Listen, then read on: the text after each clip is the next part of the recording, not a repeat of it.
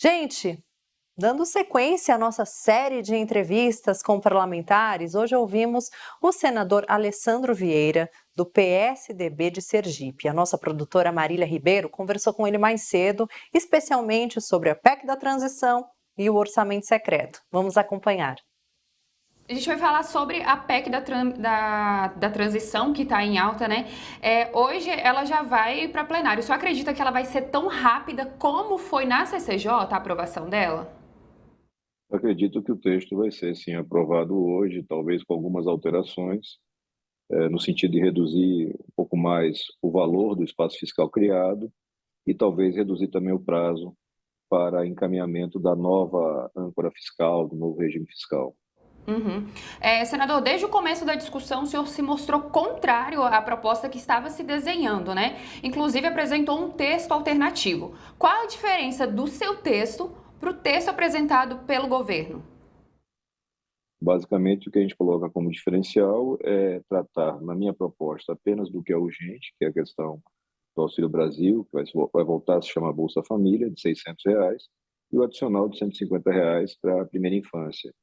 A soma desses dois programas está ali na casa de seus 70 bilhões de reais, não mais que isso.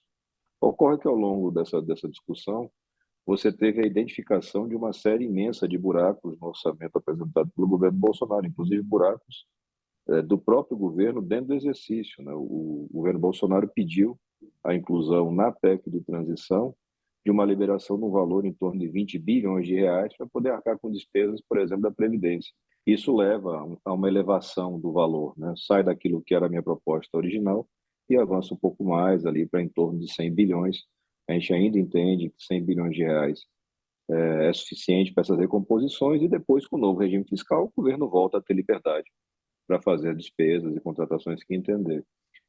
Dentro do cenário político que a gente tem hoje, a tendência é de aprovação do texto com a liberação do espaço fiscal, que vai estar no máximo em 145 bilhões, mas talvez consiga cair um pouco, por 2 anos, mas com a apresentação do novo regime fiscal dentro do ano de 23, e uma vez aprovado o novo regime fiscal, você deixa de ter esse extrateto de 24.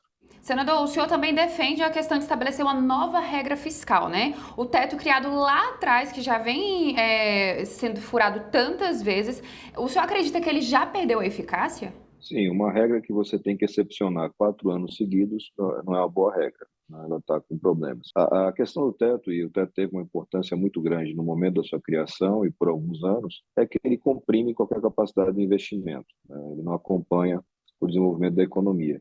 O que nós defendemos, e vai muito alinhado com a proposta do senador José Serra, é um sistema baseado em trajetória da dívida e revisão periódica de gastos. É um sistema mais flexível, por lei complementar. A nossa proposta ontem foi aceita, já foi incorporada pelo relator Alexandre Silveira, no sentido de estabelecer que, com a aprovação da lei complementar, com o novo regime fiscal, o teto de gastos fica revogado, e aí você passa a ter um sistema mais moderno, mais adequado para o desenvolvimento do Brasil. A gente precisa aumentar a taxa de investimento, mas sem colocar em risco a trajetória da dívida. Senador, hoje também nós temos o julgamento do orçamento secreto. Caso ele seja banido pelos ministros, como o senhor avalia que será a reação do Congresso? Eu sou um defensor da declaração de inconstitucionalidade do orçamento secreto. Apresentei uma das ações iniciais, que hoje vai a julgamento. Ao longo desses 2 anos, apresentei diversas petições mostrando as provas dessa inconstitucionalidade. E uma vez declarada como inconstitucional, a tendência é que você tenha algum ruído inicial, mas depois uma acomodação. O fato é que eu não posso ter um percentual tão grande do orçamento entregue à distribuição sem critérios e sem transparência. Não é só a questão da transparência, é também e muito a questão dos critérios. Eu não posso garantir que, por exemplo, a sua cidade, porque você tem relevância política, receba milhões, e a minha cidade, que não tem relevância política, não receba. A Constituição não faz esse tipo de distinção nem entre cidadãos brasileiros, nem para o recurso público. Então, eu espero que o Supremo cumpra a sua missão, declare como inconstitucional o RP9 na forma como ele existe hoje, e automaticamente o Congresso vai se adaptar a isso.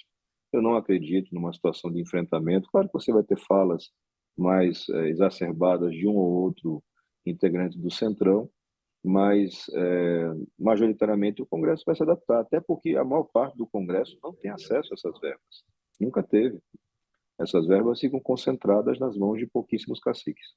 E agora, para a gente finalizar, né, o que o senhor acredita que o governo Lula precisa fazer de diferente do que foi com a relação que o governo Bolsonaro teve com o Congresso? Inclusive, se tratando do orçamento secreto, qual o comportamento que o governo Lula tem que fazer de diferente? O primeiro ponto é a identificação e estabelecimento de interlocutores confiáveis entre o Executivo e o Legislativo, para que você possa ter a discussão de pautas, o estabelecimento de compromissos, de acordos, o cumprimento desses compromissos e acordos e a aprovação de pautas. O governo Bolsonaro abriu mão das duas coisas. O governo Bolsonaro abriu mão de ter pautas, de apresentar projetos, e abriu mão de ter articulação. Eles terceirizaram a articulação para alguns integrantes das mesas diretoras do Congresso, através da ferramenta do orçamento secreto. O que a gente espera é que o novo governo recoloque as coisas no seu devido lugar, cada poder exercendo sua atividade com independência e harmonia, e discutindo essencialmente pautas e projetos. Eu acho que não cabe mais a estratégia do mensalão, do petrolão, muito menos cabe a permanência do orçamento secreto. A gente vai ter que fazer uma coisa nova, transparente, típica de um governo de coalizão, que compartilha espaços de poder e compartilha projetos. Eu acho que a construção agora do acordo para a aprovação da PEC de transição, ela já mostra alguns caminhos. A identificação desses interlocutores e o estabelecimento de um rito, de uma forma bastante transparente de negociação e composição. Entendi, senador. Eu quero te agradecer. Conversamos com o senador Alessandro Vieira, do PSDB de Sergipe. Muito obrigada, bom trabalho. Sei que aí não vai parar, nesse final de ano é bem complicado. Senador, muito obrigada e boas festas. Obrigado, um bom final de ano para vocês todos. Até a próxima. Até mais.